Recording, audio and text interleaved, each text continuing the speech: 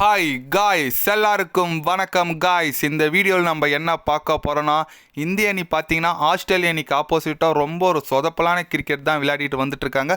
அது மட்டும் இல்லாமல் தேர்டு டெஸ்ட் போட்டி கண்டி மழை குறிக்கலன்னா கண்டிப்பாக இந்திய அணி தோற்றுருக்கும், ஆஸ்திரேலிய அணி தான் வெற்றி பெற்றிருப்பாங்க அப்படின்னு சொல்லிட்டு இந்த தொடரை குறித்தும் அப்புறம் மூன்றாவது போட்டி டிராக் அப்புறம் பேசியிருக்காரு ஆஸ்திரேலிய அணி நட்சத்திர முன்னாள் கேப்டன் ரிக்கி பாண்டிங். அவர் என்ன பேசினார் ஏது பேசினார் சொல்லிட்டு வீடியோவில் டீட்டெயில்டாக பார்க்கலாம்.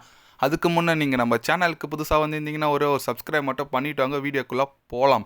ஆமாங்க, ரிக்கி பாண்டிங் அவர் சமீபத்தில் என்ன சொன்னாருன்னு கேட்டிங்கன்னா, தேர்டு டெஸ்ட் போட்டி கட்டாயம் ஆஸ்திரேலிய அணி தான் வெற்றி பெற்றிருப்பாங்க, மழை வந்து இந்தியாவை காப்பாற்றிச்சு, இதுதான் இருக்கிற உண்மை. அது மட்டும் இல்லாமல் கட்டாயம் இந்திய அணி பார்த்தீங்கன்னா ரொம்ப ஒரு சொதப்பலான கிரிக்கெட் தான் விளையாடுறாங்க, பேட்டிங் ரொம்ப ஒஸ்ட்டாக இருக்காங்க, ஃபார்மில் இல்லாத பேட்ஸ்மேன்லாம் வச்சுட்டு இருந்தால் இப்படி தான் நடக்கும். அது மட்டும் இல்லாமல் இந்திய அணி கண்டிப்பாக கம்பேக் கொடுக்கறதுக்கான சீரீஸில் வாய்ப்பே கிடையாது. அதனால் 4th 5th டெஸ்ட் போட்டி கட்டாயம் ஆஸ்திரேலிய அணி தான் வெற்றி பெறும் நான் அடித்து சொல்லுவேன். இந்த சீரீஸும் 6 வருஷம் கழிச்சு இந்த பார்டர் கவாஸ்கர் டிராஃபி தொடர ஆஸ்திரேலியா தான் வின் பண்ணும் அப்படின்னு சொல்லிட்டு ஆஸ்திரேலிய அணி முன்னாள் வீரர் ஆஸ்திரேலியாக்கே ஆதரவாக பேசியிருக்காரு. அது வழக்கமாக நடக்குது தான். ரிக்கி பாண்டிங் எப்போவுமே ஆஸ்திரேலியாவை விட்டு கொடுக்க மாட்டார். அது தோக்குற மாதிரி இருந்தாலும் சரி, ஜெயிக்கிற மாதிரி இருந்தாலும் சரி, எப்போவுமே ஆஸ்திரேலியாவுக்கு தான் சப்போர்ட் பண்ணுவார். அது வேறு விஷயம். இப்போது அந்த மாதிரி தான் பேசியிருக்காரு. ஏன்னா 6 வருஷமாக நாங்கள் ஒரு நாட்டில் வந்து கூட தொடர வென்றிருக்கோம், அப்போல்லாம் ஒன்றும் பேசலை. இப்போ வந்து 6 வருஷம் கழிச்சு திருப்பி இந்தியாவை வீழ்த்திரும் பார்டர் கவாஸ்கர் ட்ராஃபியில் ஆஸ்திரேலியா அப்படி இப்படின்னு பேசுகிறீங்க. ஓகே, இன்னும் 2 போட்டி இருக்குல்ல, இருங்க பாய், அந்தமாரி டைலாக் தான். இருங்க பாய், இன்னும் இருக்குது, 2 போட்டி இருக்குது. இந்திய அணி கண்டிப்பாக ரிவெஞ்ச் கொடுக்குற நேரம் இது.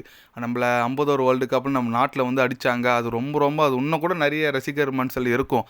அதனால் கண்டிப்பாக அதுக்கு பழி வாங்குற விதமாக இந்தியா விடவே கூடாதுங்க. இந்த டெஸ்ட் சீரீஸை கண்டினியூவாக ஜெயிச்சிட்டு இருக்கிறத அப்படியே கண்டினியூ பண்ணி ஜெயிக்கணும். ஏன்னா ரொம்ப ஒரு முக்கியமான தொடர். அவரும் ஒரு சீரீஸ் வெற்றி மட்டும் இல்லை, நம்ம ஐசிசி டெஸ்ட் சாம்பியன்ஷிப் ஃபைனலுக்கு போனோன்னா இந்த 2 போட்டி ஜெயிச்சா கன்ஃபார்ம் போயிடுவோம். அதனால் நம்ம இந்திய அணி ஒரு நல்ல ஒரு பாசிட்டிவ் வைபோடு இருக்காங்க. ஏன்னா ஆஸ்திரேலியா தேர்டு டெஸ்ட் போட்டியில் ஆஸ்திரேலியா செகண்ட் இன்னிங்ஸில் பயங்கரமாக பால் போட்டாங்க. ஒவ்வொரு பாலும் அப்படியே திணறினாங்க. சிராஜ் ஃபார்முக்கு வந்ததை பார்த்தோம். நம்ம ஆகாஷ்தீப் சூப்பராக போட்டார், பும்ரா வழக்கம்போல் நல்லா போட்டார். அதனால் கண்டிப்பாக இந்திய அணி பார்த்திங்கன்னா ஒரு நல்ல மொமெண்டமோடு இருக்காங்க. அஸ்வின் ரிட்டையர் ஆகிருக்காரா, கண்டிப்பாக இதெல்லாம் சேர்த்தா ஒரு நல்ல வைப் வரும்.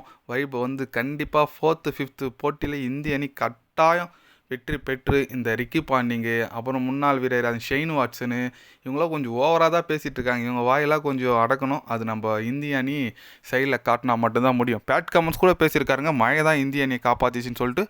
ஓகே, பார்க்கலாம், மழை காப்பாற்றுது. அடுத்த 2 போட்டி உங்களை எது காப்பாற்றுதுன்னு சொல்லிட்டு நம்ம இந்திய அணி செஞ்சு காட்டினா மட்டும்தான் முடியும். நீங்கள் சொல்லுங்கள், நம்ம இந்திய அணி இந்த மாதிரி பேசியிருக்காரு ரிக்கி பாண்டிங் முன்னாள் ஆஸ்திரேலிய வீரர். இது குறித்து நீங்கள் என்ன நினைக்கிறீங்கன்னு சொல்லிட்டு கமெண்டில் சொல்லுங்கள். இது போன்ற ஸ்போர்ட்ஸ் நியூஸை தெரிஞ்சுக்கணுன்னா சேனலை சப்ஸ்கிரைப் லைக் ஒன்று பண்ணிக்கோங்க. கண்டிப்பாக கிரிக்கெட் பற்றி day by day channel update வரும். மறக்காமல் சப்ஸ்கிரைப் மட்டும் கொஞ்சம் பண்ணி வச்சுக்கோங்க. நன்றி, வணக்கம்.